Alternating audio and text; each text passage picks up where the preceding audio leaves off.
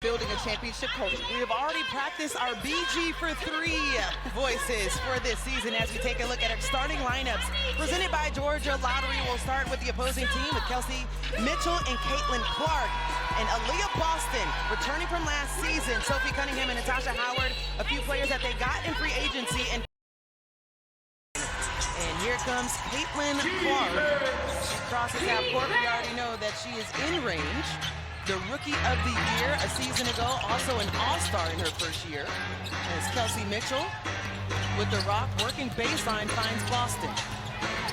7 on the shot clock, a little mouse in the house, and Aaliyah Boston couldn't connect. Second look, as Kelsey Mitchell wide left.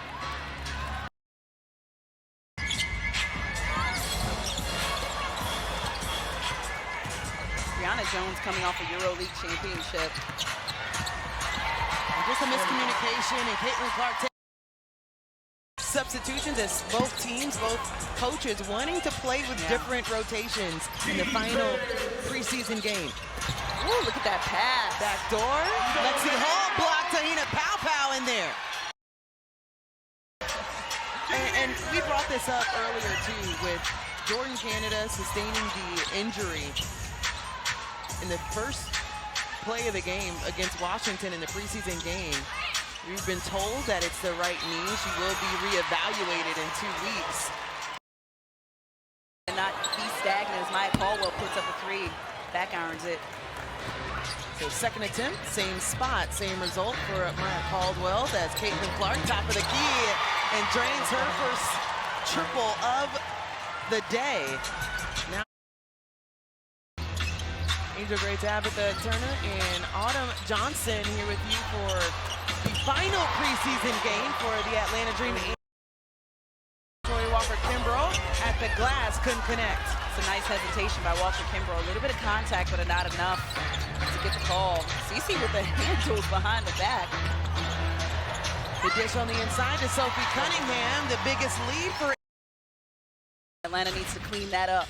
You start to think about the difference you see from season 1 to season 2, and yes, we have a small sample size for Caitlin Clark, but Pow would handle the pressure of being on this court with these players.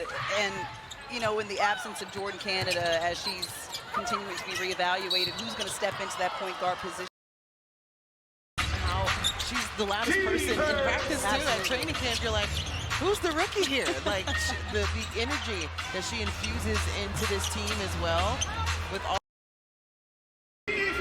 she's got that look of relief on her face that finally one went down. It was 0 for 4 from the field before that last attempt as another turnover. There were some free throws for Atlanta because Caitlin Clark just got a technical foul. Been chirping at one of the officials, had an extensive conversation even during the free throws with Sarah Williams. And another turnover. Can take the lead with a bucket here, deflected by the outstretched hands of Kelsey Mitchell. Sophie Cunningham deciding to reset things. Step back triple. And Kayla not happy. Wanted the foul as well. Very reminiscent that rivalry we saw from Iowa and South Carolina, getting a little taste of that in the WNBA. DeWanna Bonner, triple, good. When she was available last season, I know that Autumn Johnson just mentioned her availability, only had the 20 games last year.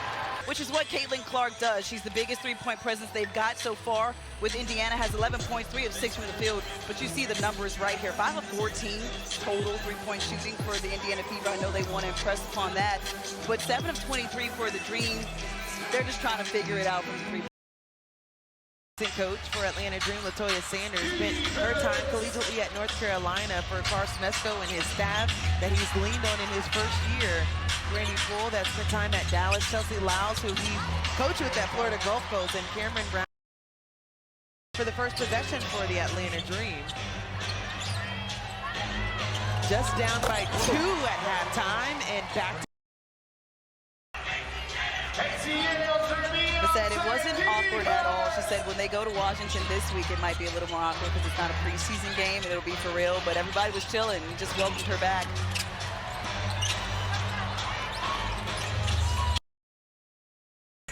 I'd be remiss if I didn't mention how Ryan Howard's 7 points, all in the second quarter, just ignited this team. You had Talina Powell who started pushing the pace in that first quarter. Anchored that Fever team. I think she was not undervalued, but Ryan Howard getting the preseason game. We restart the second half with a jump ball. Defense.